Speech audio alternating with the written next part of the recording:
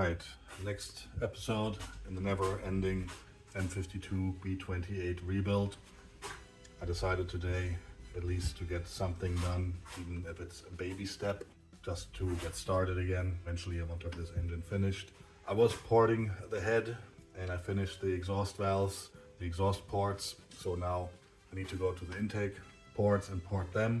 However, I feel like I need to do something else, and something that is easy to do, where I don't need any parts or waiting on anything, is install piston and the rod with the wrist pin. The reason is why I took these apart is that I'm not going to use B28 pistons, which these came off the engine, but I'm going to use B25 pistons. Reason being that the compression height is a little bit higher, so I'm going to get a little bit higher compression with these pistons. I am sticking with the stock B28 rods, which are 135 millimeter, but with the B25 pistons, it'll raise compression ratio maybe up to 11.2, 11 point, I don't know, something around along those lines. And also the B25 pistons have larger valve reliefs. You can see this is the B28. Okay, it's a little bit more dirty, but you can see the difference. So I'm not too worried about any valve to piston interference. This is a mod that is known to gain some compression, so that's what I'm going to do. And yeah, that's the first step, is basically attach these again.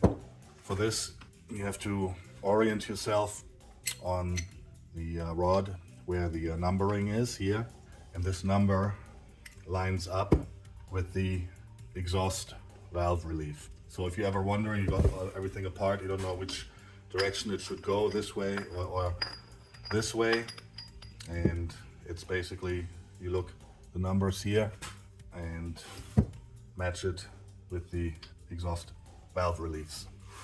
I cleaned this one already. I have some oil here. I soaked the pin in oil, and now I'm just gonna clean this one up a little bit, and it should just fall into place basically. Or so I thought it was gonna be easy and just fall right into place. Wrong. Let's see. So it's basically like this. Exhaust numbering and then the pin, and drop it in. It should just fall right in. There shouldn't be any resistance really. Okay, this is the wrong one. I had the C-clip is on this side. Okay, never mind. I have to do it from the other side. I left one C-clip inside, but I removed them. No need to remove both of them. It can be a little bit tricky. So line it up basically and just push, and that's it. All you need to do. So this one is back on, moves freely, and the only thing to do is putting the clip, C-clip here, back in here. I'm gonna attempt to do this on camera. Not sure how it's gonna work out. It can be a little bit annoying to put in, so usually you just push them in.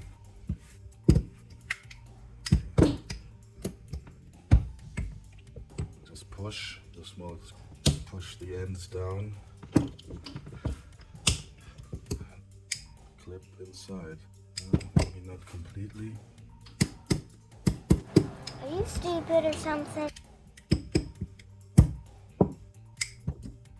At this point I dropped the hammer and was thinking there's something wrong here. So I checked again the wrist pin of the B28 and compared it to the B25 pistons, and as you can see, actually the B25 wrist pin is about 1 millimeter shorter than the B28 wrist pin. So when using B25 pistons with B28 rods, you need to use the B25 wrist pins. Otherwise it's too long and the C-clip will not go back into its groove.